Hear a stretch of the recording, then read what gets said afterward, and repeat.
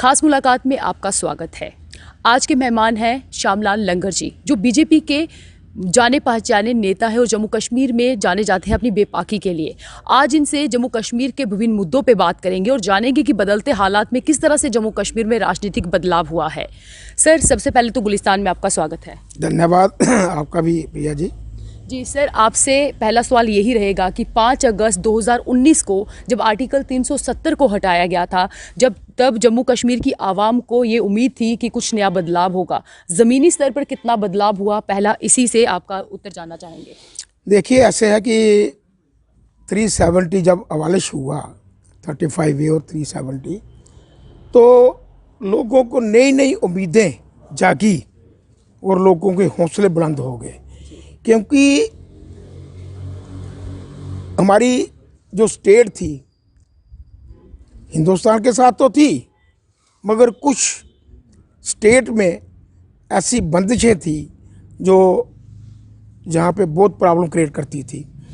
जैसे हमने बेटी की पंजाब में शादी की तो उसके यहाँ के जितने हुकूक थे वो सारे ख़त्म हो जाते थे।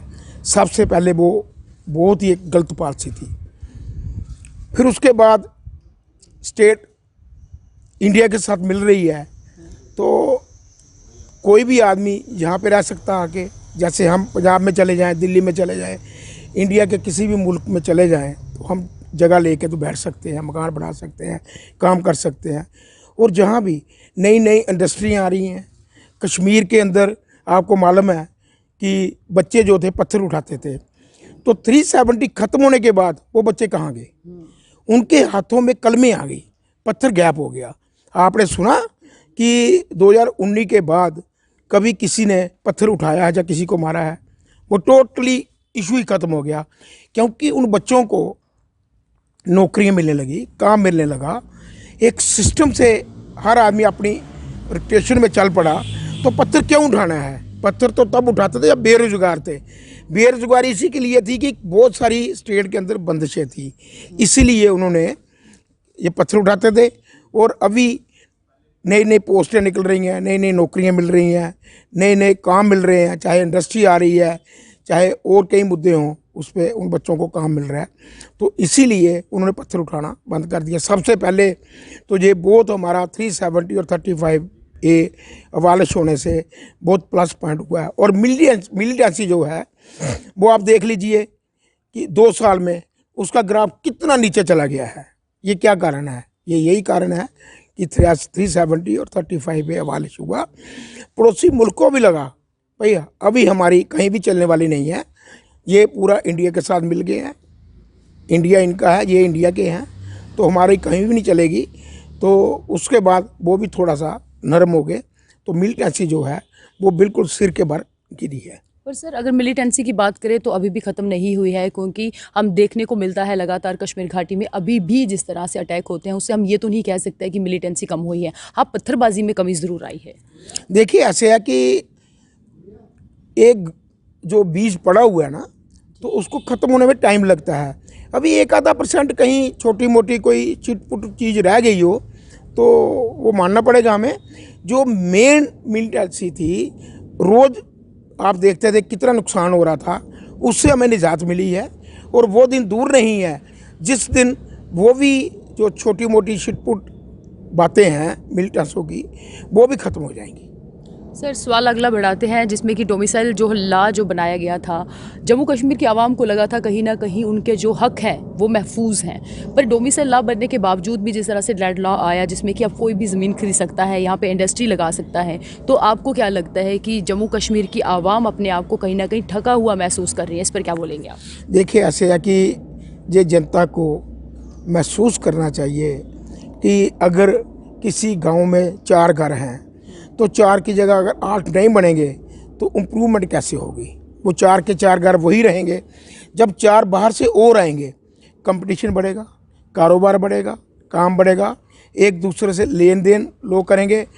और इसी तरह अभी कश्मीर के अंदर आप देखिए कितनी इंडस्ट्री जा रही है, वहाँ पे लोगों को कितना रोज़गार मिलेगा, कितना काम मिलेगा। जम्मू के अंदर कितनी इंडस्ट्री बढ़ रही है, कितना काम बढ़ेगा। कठुआ के अंदर, सांबा के अंदर इतना रोज़गार बढ़ रहा है जिसका अंदाज़ा नहीं है। और इतनी एम्प्लॉयमेंट लोगों को मिल रही है कि जिसका भी अंदाज़ा नहीं है। क्योंकि आज एक बच्चे कितने हैं, 2-2 बच्चे हैं, हर बच्चा आज नौकरी कोई प्राइवेट कर रहा है, कोई सरकारी कर रहा है। तो इसी का यही फ़ायदा है कि हर एक आदमी काम में लगा है, हर एक आदमी को काम मिला है। ये बहुत एक खुशी की बात है।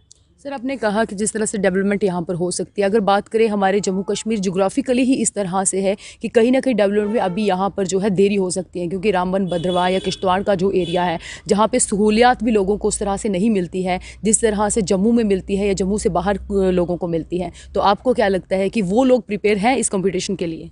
देखिए, ऐसे है कि जो हमारे कंस्ट्रक्शन वर्क जितने भी, चाहे रोड हो, चाहे ड्रेनेज हो, चाहे नाले हो, चाहे कुछ भी हो, उस पर बार फुटिंग पे काम किया जा रहा है। आपको मालूम है कि जब से इंडिया आज़ाद हुआ है, देश आज़ाद हुआ है, कश्मीर तक जो छोटी मोटी रिपेयरें होती थी सड़कों, या थोड़ा बहुत एक्सपेंड की गई थी, तो मेन काम हुआ ही नहीं था।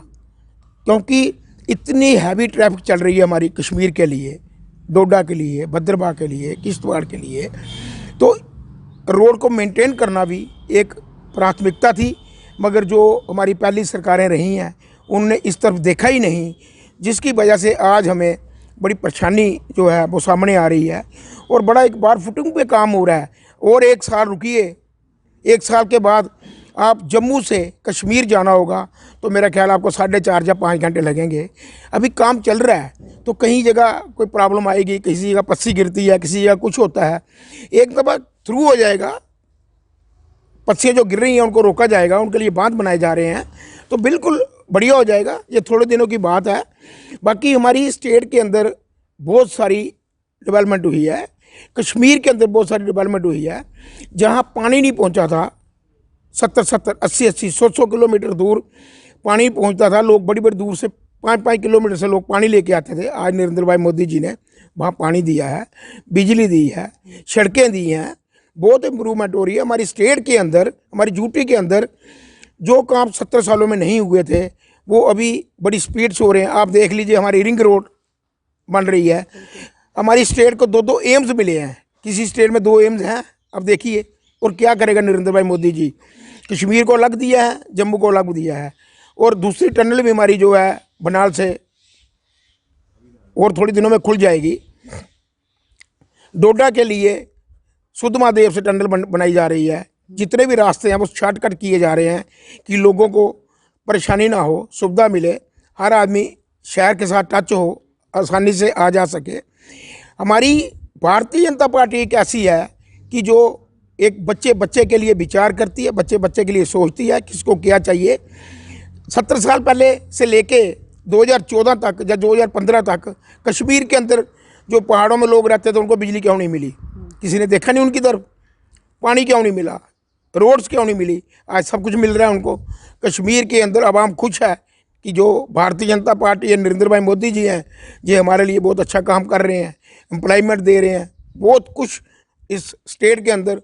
अभी देखिए, कनाल रोड से लेके मुट्ठी तक फ्लाईओवर बनने जा रहा है, मेट्रो का प्लानिंग हो रही है, स्मार्ट सिटी हमारी जम्मू सिटी जो स्मार्ट सिटी बनने जा रही है, कश्मीर स्मार्ट सिटी बनने जा रहा है। और क्या डेवलपमेंट चाहिए हम लोगों को? सर, एक सवाल मेरा इस पे भी रहेगा, जिस तरह से आपने बोला कि कनाल रोड पे भी जिस तरह से फ्लाईओवर बनना जा रहा है, लोगों के जो घर टूटे हैं, तो उस पर सर किस तरह से कदम उठाए जा रहे हैं? क्योंकि जब हम ग्राउंड रिपोर्ट पे जाते हैं, हमने देखा कि लोगों ने काफ़ी जो है सड़कों पे भी उतरे कि उनके इतने पुराने घर जिस पे वो 30-40 साल से रह रहे थे, वो भी घर टूट के अब वो कहाँ जाएंगे? क्योंकि सरकार ने उनको उतना पैसा नहीं दिया है कि इतनी महंगाई में कहीं और जाके वो शिफ्ट हों। तो उनके लिए किस तरह से कदम उठाए जाएंगे?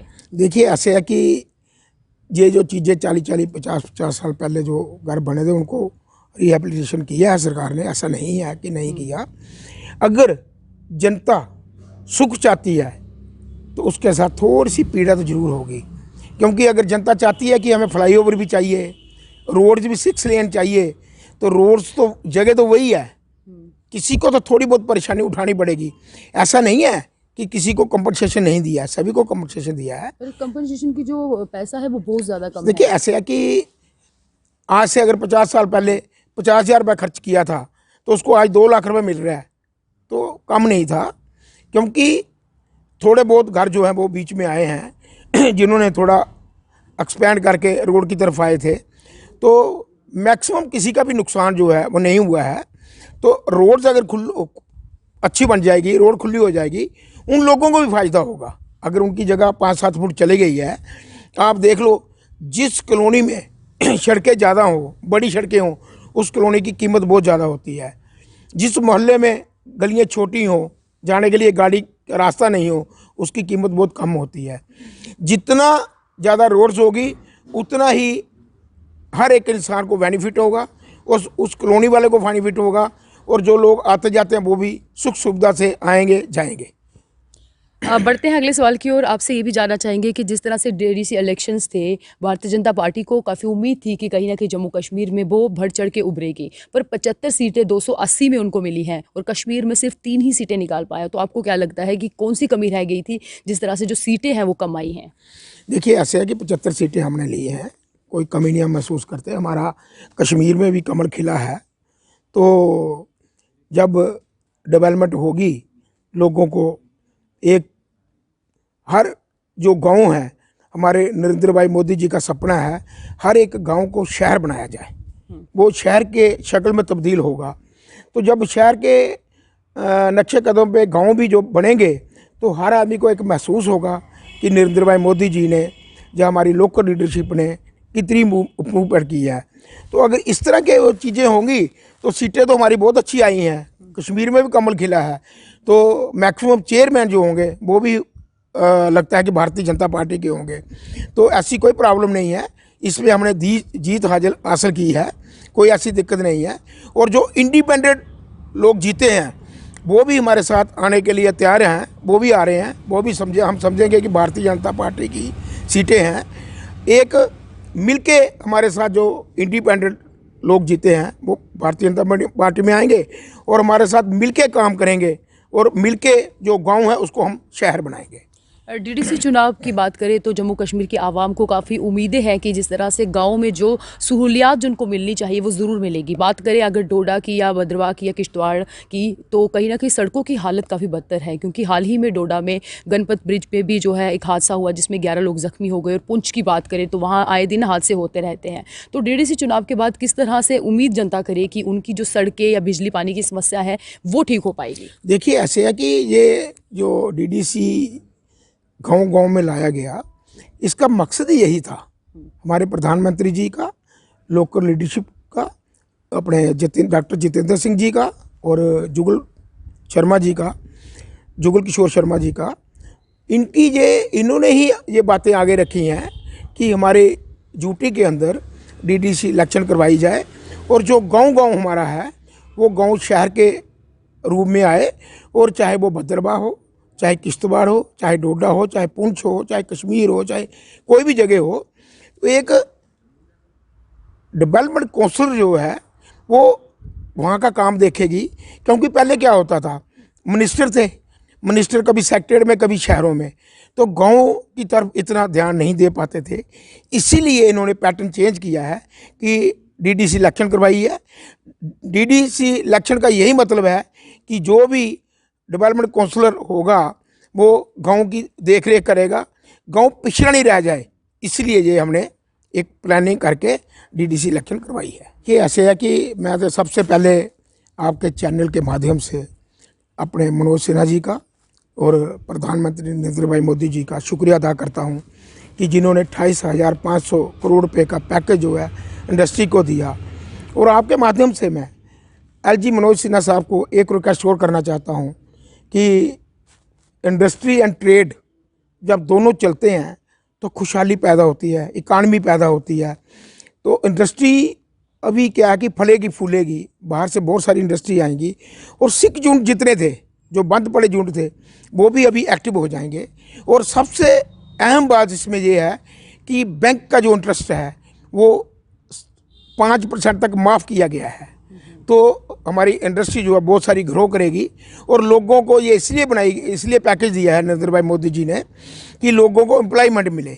जितना हमारा इंडस्ट्री बढ़ेगी, जितनी हमारी इंडस्ट्री फलेगी फूलेगी, उतना ही हमारा जो एम्प्लॉयमेंट है वो जनरेट होगी और लोगों को काम मिलेगा। जी, अगला सवाल ये भी पूछना चाहेंगे कि जिस तरह से जम्मू कश्मीर में जैसे 300 आर्टिकल 70 को हटाया गया था, उसके बाद 4G इंटरनेट यहाँ पर बंद है, जिससे जम्मू कश्मीर का युवा अपने आप को पिछड़ा हुआ महसूस कर रहा है। क्या उम्मीद करें जम्मू कश्मीर का युवा कि कब तक जो है उनको 4G इंटरनेट मिलेगा? देखिए, इस पे हमने काफ़ी सारे आगे बात रखी है, तो वो दिन दूर नहीं है। हमारी कोशिश है कि 4G जो है वो इमीडिएट रिस्टोर हो और लोगों को एक सुविधा मिले, क्योंकि आज ज़माना है इंटरनेट का। उसके बगैर चाहे दुकानदार हो, चाहे इंडस्ट्रियलिस्ट हो, चाहे हमारे बच्चे हों, एक कोविड के समय में बड़ा मुश्किल आया उनको कि पढ़ाई करने के लिए बड़ी दिक्कतें आई। तो अभी हमारा मानना है कि ये 4G भी जो है ये बहुत जल्द जो है रिस्टोर किया जाएगा। सर, ये भी कहीं ना कहीं एक कारण बताया जा रहा है कि सिक्योरिटी रीज़न है, पर आपको क्या लगता है कि जम्मू कश्मीर के हर डिस्ट्रिक्ट में कहीं ना कहीं सिक्योरिटी रीज़न है? क्योंकि उधमपुर में तो इंटरनेट चल रहा है, तो आखिर जो 9 अलग डिस्ट्रिक्ट है जम्मू डिवीज़न के, उनमें क्या आपको रीज़न लगते हैं कि 4G नहीं चलाया जा रहा है? नहीं, देखिए, ये सिक्योरिटी रीज़न तो होता ही, उसके लिए ही तो ये 4G बंद हुआ था। मगर इस पे जो इंटरनल सर्वे हो रहे हैं, इंटरनल तशवीश हो रही है, तो जो हमें सुनने में आ रहा है कि हो सकता है कि ये 4G जो है ये जल्द रिस्टोर हो जाए। इस पे बहुत सारी चर्चा चल रही है। इसमें डॉक्टर जितेंद्र सिंह जी भी बहुत मतलब ध्यान से इसको देख रहे हैं कि वो भी चाहते हैं कि मेरी ड्यूटी के अंदर कि 4G जो है वो जल्दी रिस्टोर हो और लोगों की जो परेशानी है वो ख़त्म हो। सर, अगर बात करें सिक्योरिटी रीज़न, जैसे आप बोल रहे हैं, वाईफाई तो चल ही रहा है, जियो का भी हाई स्पीड चल रहा है और एयरटेल भी जो है वो भी चल रहा है, तो आपको नहीं लगता है कि जब जिस सिक्योरिटी रीज़न होता तो ये भी बंद होने चाहिए? क्योंकि गरीब आदमी जो है वो वाईफाई जो है वो नहीं अफोर्ड कर सकता है, परंतु अमीर कर सकता है। कहीं ना कहीं अगर सिक्योरिटी रीज़न है तो वो लोग भी कर सकते हैं जिन पे उनको शक है, चाहे वो टेररिस्ट हो या बाकी जो है इस तरह के लोग हों। देखिए, ब्रॉडबैंड में और 4G में बहुत अंतर है। ब्रॉडबैंड एक घर में लगाया जाता है, 4G हर जगह इस्तेमाल होता है। मैं आपको ये बात बताऊं कि अगर 4G चल रहा होता तो जो वन टोल प्लाजा पे मिलिटेंट मारे गए, पकड़े गए, तो अगर 4G होता वो पकड़े नहीं जाते, क्योंकि उनको सिग्नल टाइम टाइम से मिलता, वो पकड़े नहीं जाते। ये 4G बंद था तो वो मिलिटेंट जो थे वो वन टोल प्लाजा पे मारे गए, ये इसी का कारण था। मगर फिर भी उसके बावजूद भी हमारी सरकार, हमारे मंत्री, हमारे जितने भी यहाँ लोकल लीडरशिप है, उनकी सभी की कोशिश है, दिल्ली में बात हो रही है कि 4G को जितनी जल्दी हो उतनी जल्दी रिस्टोर किया जाए, और होगा। बात करें अगर रोशनी स्कैम की, तो उस पर है जो काफ़ी लोगों के, जो बड़े बड़े लोगों के और नेताओं के नाम सामने आए थे, जिसमें लिस्ट भी जो है बताई गई थी साफ तौर पे कि बड़े बड़े कौन से नाम हैं। सर, आपको क्या लगता है इस तरह के और कितने स्कैम हैं जो जम्मू कश्मीर में है, जिनका आगे आना भी जो है टाइम तो लगेगा पर आएगा ज़रूर? और कौन से स्कैम है क्या? देखिए, अभी इसमें जुडिशरी ने CBI को प्रमोट किया है, तो CBI किसी का लिहाज नहीं करती, चाहे वो बीजेपी हो, चाहे वो NC हो, चाहे PDP हो, चाहे कोई और पार्टी हो। तो CBI का काम है, CBI किसी को भी नहीं छोड़ेगी जिन्होंने ये रोशनी एक्ट में स्कैम किए हुए हैं, क्योंकि फॉरेस्ट लैंड को कैप्चर किया गया है, फॉरेस्ट लैंड को किया गया हुआ है, स्टेट लैंड को किया गया हुआ है। तो जितनी भी रोशनी एक्ट के लोग आते होंगे, ये सब ज़मीनें जो उनके छीनी जाएंगी। ये नरेंद्र भाई मोदी जी का और हमारी LG जो हमारे मनोज सिन्हा जी हैं, या पहले मुर्मू साहब थे, ये सभी का कहना है कि इस तरह की जो गुंडागर्दी है इसको टोटली ख़त्म किया जाएगा, और जो जितनी भी रोशनी एक्ट के तहत जगह हैं वो खाली करवाई जाएंगी। बात अपने मनोज सिन्हा जी की कही, तो एक सवाल हमारा भी ये रहेगा कि प्रेस कॉन्फ्रेंस में जिस तरह से जो जर्नलिस्ट लोग जब उनसे सवालात करते हैं तो उनका वो कभी रिस्पांस नहीं देते। आपको क्या लगता है कि आखिरकार कारण क्या है जो जर्नलिस्ट जो है उनके सवालों का उत्तर नहीं वो देते हैं? नहीं, ऐसा नहीं है कि उनका बिजी शेड्यूल होने की वजह से कहीं हो सकता है, नहीं तो वो प्रेस कॉन्फ्रेंस करते हैं, आपके सवालों का जवाब देते हैं, कहीं भी आप पूछते हैं। मैंने 50 दफ़ा देखा है कि SMGS में आए थे, उन्होंने हर सवाल का जवाब दिया है। ऐसा कोई नहीं है कि उनका फ़र्ज बनता है जवाब देना। हमारे वो LG हैं ड्यूटी के, तो ये नहीं है कि वो जवाब नहीं देते हैं, हर एक बात का जवाब देते हैं। समय की कमी के मुताबिक हो सकता है कि कहीं उन्होंने जवाब ना दिया हो, ये मैं मानता हूँ, मगर ऐसा नहीं है कि वो प्रेस एक ऐसा हमारा देश का फोर्थ स्तंभ है जिसके बलबूते पे देश चलता है। तो फोर्थ संबंध को कोई भी आदमी डिनाई नहीं कर सकता है। कोई भी आदमी जो सवाल पूछेगा उसको जवाब देना पड़ेगा, और मनोज सिन्हा जी भी देते हैं। हाँ, समय के कारण कहीं कोई बात रह जाती हो तो वो अलग चीज़ है। सर, अगर विपक्ष की बात करें तो हमेशा ही जो बीजेपी के काम होते हैं उन पर सवाल वो हमेशा ही पूछते हैं, चाहे वो सर्जिकल स्ट्राइक की बात हो या चाहे वो पॉलिसीज़ की बात हो, हमेशा ही उनका कोई ना कोई सवाल रहता है और शक की निगाह से वो आपको देखते हैं। आपको क्या लगता है कि आखिर क्या कारण है कि जैसे सर्जिकल स्ट्राइक हुई थी उस पर भी सबसे पहले कांग्रेस ने ही जो है सवालात जो किए थे? देखिए, ऐसे है कि उनकी जेब में रहा कुछ नहीं। अभी इतनी देर राज करने के बाद अगर वो कुछ नहीं कर पाए, देश को आगे नहीं बढ़ा पाए, देश की अर्थव्यवस्था जो मजबूत नहीं कर पाए, देश का जो डिफेंस है उसको मजबूत नहीं कर पाए, तो फिर क्या करना था? आप देख लीजिए 1962 से लेके 2014 तक जितना चाइना आगे बढ़ता था, कभी किसी ने उसको पीछे नहीं किया। आज पहला टाइम है, फर्स्ट टाइम है, नरेंद्र भाई मोदी जी ने उनको पीछे धकेला है। तो जो को काम नहीं कर पाए, उनके पास है कुछ, है ही कुछ नहीं उनके पास, क्या कहेंगे? अगर कोई आदमी अच्छा काम करता है ना, मैं कहता हूँ कि आपका हमारा गुलस्तान टीवी जो है ये बहुत आगे बढ़ेगा ना, तो दूसरे चैनलों को तकलीफ होगी, ये क्यों आगे बढ़ रहा है। मैं तो माता रानी से, भगवान से कृपा करूँगा, हाथ जोड़ के विनती करूँगा, भाई ये गुलस्तान टीवी जो है ये बिल्कुल एक नेशनल चैनल बन के रह जाए, तो लोगों को तकलीफ होगी। इसी तरह हमारी भारतीय जनता पार्टी, नरेंद्र भाई मोदी जी, आज पूरा वर्ल्ड जो है वो नरेंद्र भाई मोदी जी के चरणों में देखता है, नमस्कार करता है। क्यों करता है? इनकी उपलब्धि हैं, इन्होंने काम किया है, इनकी उपलब्धियों के कारण देश जो है हमारा ग्रो कर रहा है और पूरा वर्ल्ड जो है इनकी तरफ देख रहा है। इनको वो बर्दाश्त नहीं हो रहा कांग्रेस से या बाकी पार्टियों से। आपने देखा जब 2019 में इलेक्शन थी तो पूरी सेंटर की पार्टियां एक होगी, तो नरेंद्र भाई मोदी हमारे अकेले थे। फिर जनता ने जवाब दिया बाकी पार्टियों को। जनता ने कहा, जनता जिसको धिक्कार देती है जनता उसको एक्सेप्ट नहीं करती कभी भी।